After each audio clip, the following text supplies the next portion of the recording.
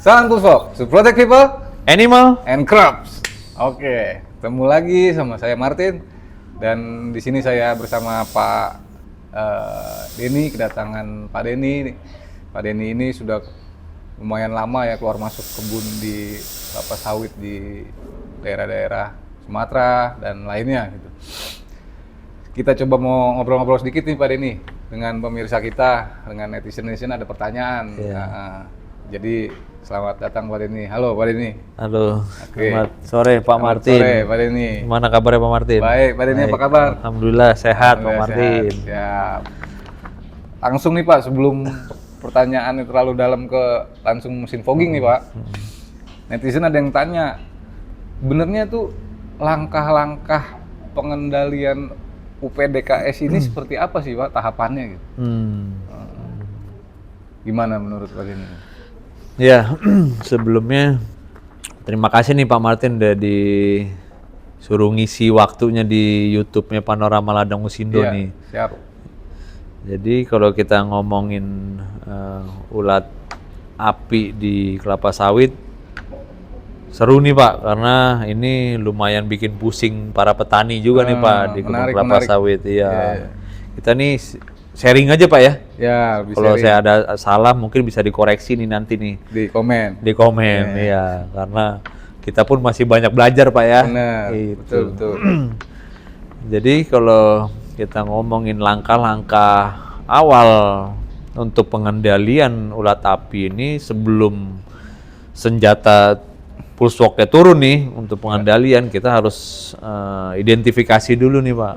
Identifikasi dulu. Oke. Pasti yang pertama jenis ulatnya udah benar belum nih Pak?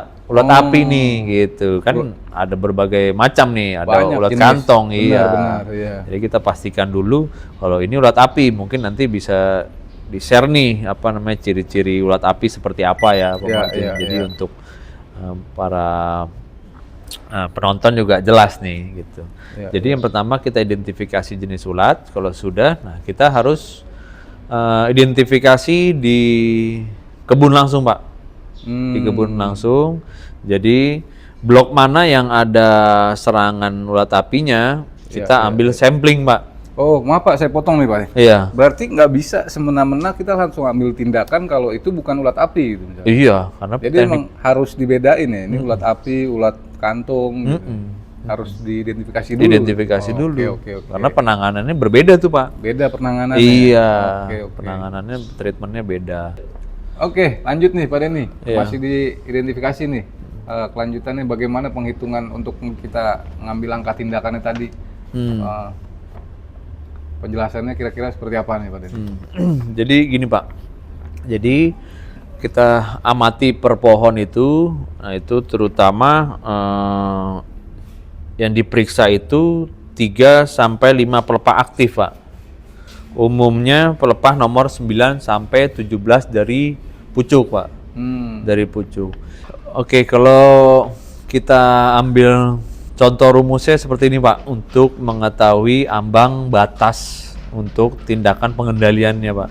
Oke. Jadi kalau kita ambil contoh 30 pohon per blok, itu dikalikan 3 pelepah, sama dengan 90. Ya. Gitu. Dan kita melihat berapa banyak temuan dalam satu blok tadi yang kita ambil sampling itu 30 pohon, ada berapa ulat. Misal kita ambil 720 ekor ulat yang kita temukan dalam satu blok kita ambil sampling tadi.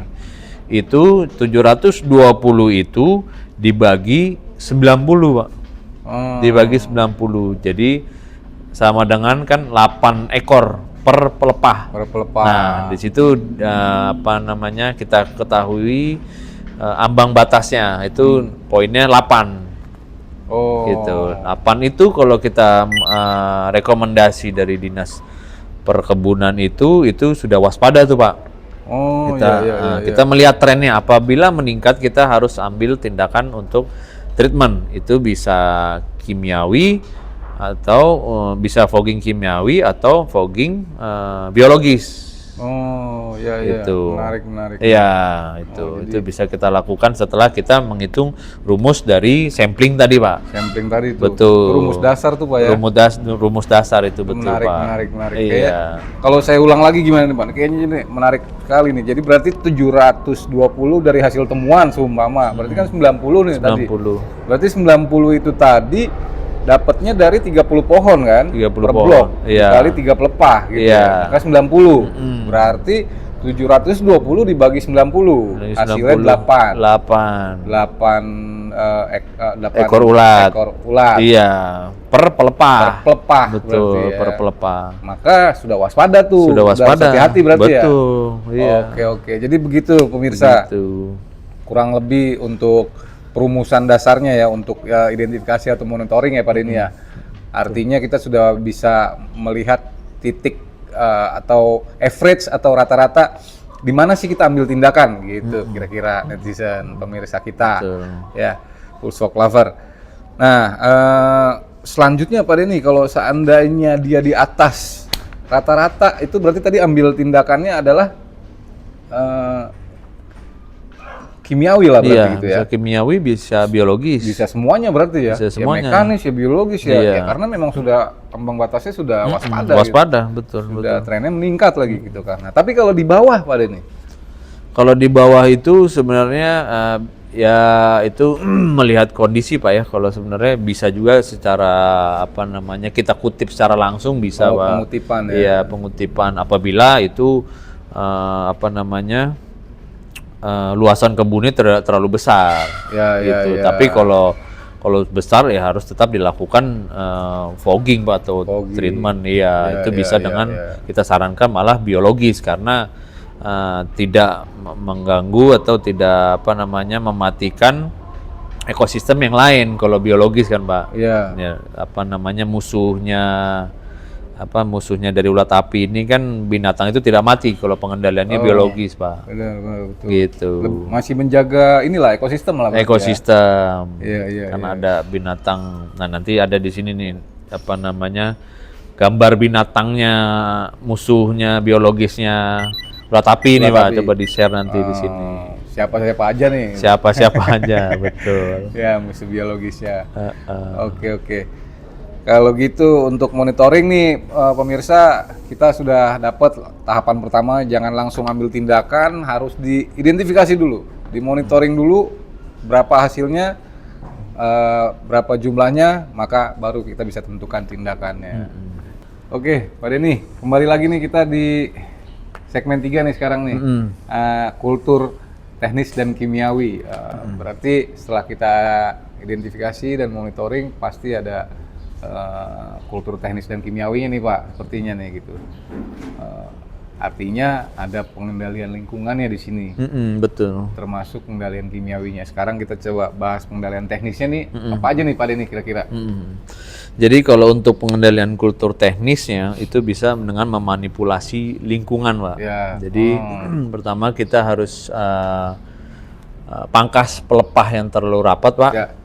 Terus kedua kita bisa membersihkan dan merapikan drainase karena untuk menghambat perkembangbiakan dari ulat itu tersebut. Itu kalau ngomongin bicara tentang kultur teknis dan manipulasi lingkungannya Pak. Itu sih Pak. Ya. Kalau kimiawinya Pak seperti apa? Ya. Jadi kalau untuk kimiawinya ini kita bisa gunakan aplikasi fogging Pak. Oke. Iya, untuk aplikasi fogging. Tapi kita melihat seberapa tingginya pohon tersebut. Oh, bukan populasinya? Bukan, enggak. Kalau kita kan sekarang udah bicaranya kita mau pengendalian fogging nih Pak ya, gitu. Oh, gitu. Berarti kita masuk fogging. Iya. Menarik nih. Iya, kita masuk fogging nih Pak. Jadi kita itu bisa lakukan dengan kimiawi atau dengan biologi. Oke. Ya, kalau untuk kimia kita bisa gunakan beberapa bahan aktif. Ya, mungkin contoh bisa pakai deltametrin, Pak ya untuk pengendalian fogging. Untuk kimianya, untuk kimianya. Tapi kalau untuk biologinya kita bisa pakai bacillus. Ya. Oke pemirsa, netizen, kita udah mulai balik lagi tadi ke selanjutnya. Tadi kita bahas kimiawinya, sekarang kita mau bahas spesifikasinya nih. Dari kimiawi apa aja sih tahapannya gitu. Kan tadi salah satunya adalah fogging. Nah, maka saya akan bahas tentang fogging mendalam dengan Pak Denny nih, karena Pak Denny salah satu bisa dibilang profesor full fog. Oke, kita tanyain langsung sama Pak Denny. Pak Denny, kira-kira SOP dan safety-nya apa aja nih sebenarnya nih? Karena kita taunya cuma fogging aja nih gitu. Tapi SOP-nya kan harusnya ada. Apa sih tahapan SOP-nya nih Pak untuk melakukan tindakan fogging ini di perkebunan kelapa sawit? Langkah pengendalian menggunakan fogging ini, pertama kita harus survei lapangannya dulu nih Pak. Survei lapangan itu seberapa curam struktur dari kebun, kedua dari angin Pak. Oh, perlu Kita juga ya? perlu, sangat perlu tuh Pak. Kita rekomendasikan tidak ada angin Pak untuk pengerjaan di malam hari.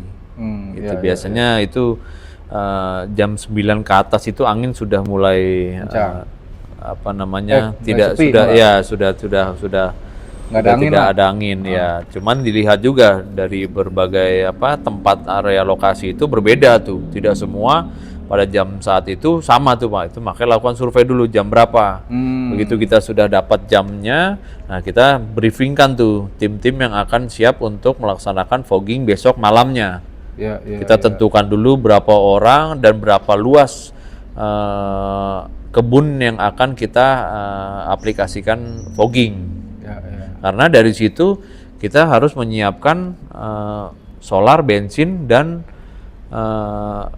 chemicalnya, peralatan yang peralatannya maupun mesin foggingnya sendiri gitu. Kalau kita ngomongin bicara waktu, berapa lama kita harus selesai waktu, berarti kan kita harus support sama tenaga kerjanya dan mesinnya Pak, gitu kan. Betul. Nah dari situ setelah kita tentukan, kita siapkan timnya, lalu kita siapkan alatnya itu sendiri. Bensinnya sendiri sudah oke, udah cukup atau tidak, solarnya maupun pestisidanya. Nah, selain itu udah siap semua, kita cek mesinnya Pak untuk mesin fogging ini sendiri, selang-selangnya, terus pengapiannya, baterai dan busi. Jangan sampai begitu kita siap untuk malam hari besok malamnya kita mau melakukan pengendalian, alat itu trouble. Gitu. Sebaiknya kita lakukan dulu pengecekan maupun pembersihan dari larutan tangki larutan bensin maupun pembakarannya maupun dari selang-selangnya Pak. Kita lakukan pembersihan dulu supaya nanti begitu pengendalian optimal. Gitu. Udah sudah oke semua, mesin sudah oke, peralatan sudah oke, APD-nya Pak. APD. Iya, Alat APD pelindung diri untuk si operatornya gitu. Apa aja biasanya itu standar Pak, helm. Karena kita di perkebunan ini kan tidak landai Pak, tidak lurus gitu kan. Pasti ada lubang ataupun mau struktur tanah yang tidak landai. Terus banyak kayak pelepah-pelepah itu sendiri. Nah, itu diutamakan helm. Kedua, masker pasti Pak, karena ini ada asap yang dikeluarkan oleh mesin ini, itu yang bisa terhirup oleh operator. Nah, lebih disarankan lagi memakai Google atau kacamata, itu kacamata dan sepatu boot. Sepatu boot Pak. Harus tuh ya. Iya, itu supaya jalan dan bawa alatnya lebih enak. Terus sama kalau bisa menggunakan wear pack Pak atau lengan panjang dan celana panjang. Itu lebih direkomendasikan supaya lebih terlindungi aman. Itu. Jadi sebetulnya nih kalau yang di depan kita ini kan ada dua warna nih Pak, merah dan kuning nih. Tipenya kan berbeda nih Pak ya. Tipe K10 SP dan K22 Bio ini gitu. Mana yang lebih cocok buat di kelapa sawit nih? Ya. Sebelum sampai di sana saya mau apa namanya, memberikan informasi mungkin Pak ya. Jadi mungkin kalau misalkan banyak kita temukan, kan namanya kita aplikasi di malam hari Pak ya, di malam hari, terus kita dikejar waktu untuk apa namanya, waktu pengendaliannya ini biasanya mesin banyak bekerja tuh Pak. Oke. Banyak bekerja terus beberapa hari itu tanpa nonstop tuh Pak. Iya, Kita iya, merekomendasikan memberi info. Nah itu begitu selama pengendalian itu harus dilakukan rutin tuh Pak. Jadi begitu pengendalian malam, nah paginya itu kalau bisa dibersihkan Pak. Harus. Iya, dioptimalisasikan lagi tuh apa namanya mesinnya supaya untuk pengendalian nanti malam tuh. Itu. Ada langkahnya juga tuh Pak? Ya biasanya Kebersihannya. ya kalau itu biasanya kebersihannya itu cuman hanya tangki larutan dan nozzle aja sama selongsong dari knalpot ini atau kita bilang resonator. Nah situ ada pembakaran, biasanya itu ada kerak atau kotoran akibat pembakaran dari larutan chemical itu Pak. Itu harus kita bersihkan tuh. Ya nanti mungkin ada di YouTube kita bisa dicek tuh Pak. Resonator. Bagaimana ya untuk pembersihan. Pembersihan resonator Resonatornya gitu. Nah terus setelah itu kita juga memberikan pelayanan Pak, namanya di pengendalian itu kan kita dikejar waktu antara pengendalian dan siklus hidupnya si ulat itu sendiri tuh Pak. Betul, kejar-kejaran itu. Iya, kejar-kejaran tuh Pak, kita harus cepat. Nah, apabila trouble, nah itu kita siap tuh Pak dihubungin tuh. Kapan aja 24 jam hubungi kita Pak. Kita siap membantu apabila ada trouble dari mesin ini Pak, gitu.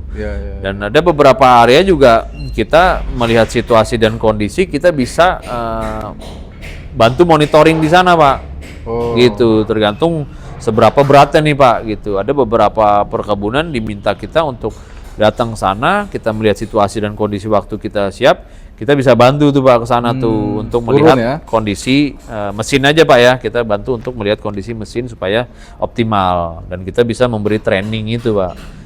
Gitu. Gratis berarti. Gratis Pak. Iya. Mantap. Tapi ada syarat ketentuan, boleh nanti lebih lanjut bisa hubungin kita tuh. Kita ya. Iya. Gitu. Siap. Tadi belum terjawab tapi Pak Denny. Kira-kira mana nih yang lebih favorit? Lebih favorit, lebih cocok untuk ya kalau di sini kita lihat dari kasat mata aja, dari besarnya sudah berbeda nih Pak.